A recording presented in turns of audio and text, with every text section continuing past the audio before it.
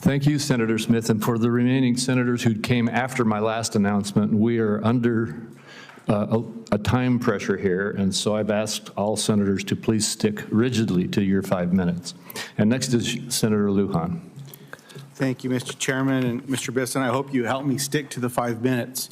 Mr. Chairman, before I begin, I just want to share to you and to the ranking member that I hope this committee will soon welcome Secretary Kennedy before the committee as well. There are many pressing questions, especially from those of us that come from states where there's been a measles outbreak. He's been impossible to get in touch with. He doesn't respond to letters, all the rest. I hope we can work together to get him here. Secretary Bessent, we've talked about the 333 plan a few times.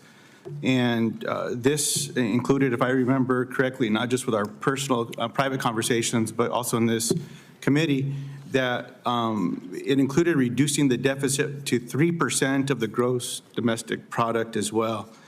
Secretary Bessent, is it true that the United States bond rating was just downgraded? Yes or no would work. One of the agencies did lower the U.S. bond. So, Mr. Secretary, if you need it, I'll give you the article. It's right here. The United States rating was downgraded. The answer is yes. I hope you can help me stick to 5 minutes, please. The answer is yes, and I appreciate that. Mr. Secretary, if I may, Larry Summers categorized the bond downgrades as lagging. Mr. Chairman, can I get an extra minute? Can we tell the witness to please work with us on this 5 minute thing? No, let's just please keep moving quickly. Please work with me on this, sir, so we can get through this as quickly as we can. Yes or no, is it still your goal to reduce the deficit to 3% of GDP? As I said, something that starts with a 3 by the end of President Trump's second term. Is the answer yes? That would be a yes. Appreciate that. Yes or no, did the nonpartisan Congressional Budget Office report that the so-called big, beautiful bill would add $2.4 trillion to the deficit? The CBO did that and added 2.8 of tariff income. Appreciate that. Well, we'll get there. Yes or no, does adding $2.4 trillion to the deficit advance your goal of reducing the deficit to 3% of GDP? I think that's the false statement, so I'm not going to answer it. You disagree with the CBO score? Aggressively. Huh? Well, here's a CBO score. If you want to see it, I'll give it to you. Okay, and what I'm not sure. Yes or no? I'm not sure how you responded to the CBO score and Larry Summers' warning on the budgets that were passed 2 years ago. Mr. Secretary, yes or no? Is it still your goal to reduce the deficit to 3% of GDP? As I said, to something that starts with a 3 by 2028. Appreciate that. The Republican tax scam also steals $800 billion from Medicaid, almost $300 billion from the Affordable Care Act. Yes or no, will that impact Americans' health care benefits? Again, it doesn't give a yes or no answer. Doesn't lend itself to a yes or no answer. Well, the answer is yes. 16 million Americans will lose their coverage because of these cuts. I can cite that as well. According to the congressional budget, Mr. Secretary, I didn't ask a question. Then why ask if you have the answer? Mr. Chairman, can I get your help here?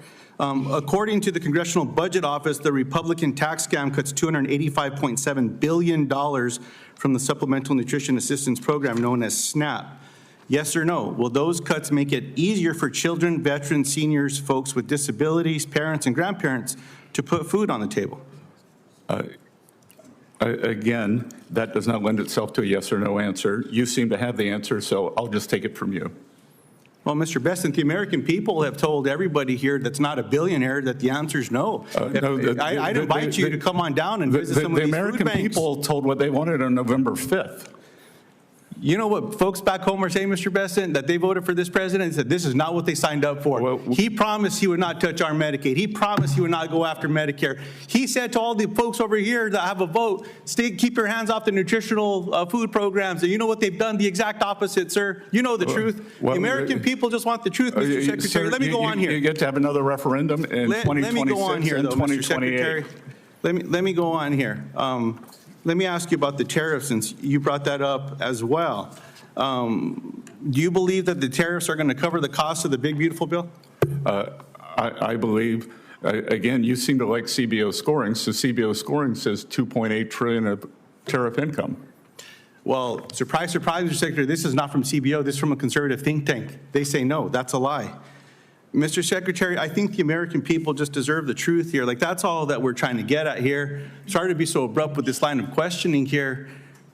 Let's just be honest with folks so that they can plan their lives out. People that are on Medicaid, Medicare beneficiaries, or on food programs, let's just be honest with them so that they can make plans. The farmers and ranchers who entered into contracts a year ago that had that pulled out from under them, be honest with them so they can plan. All these small businesses, that's all we're asking.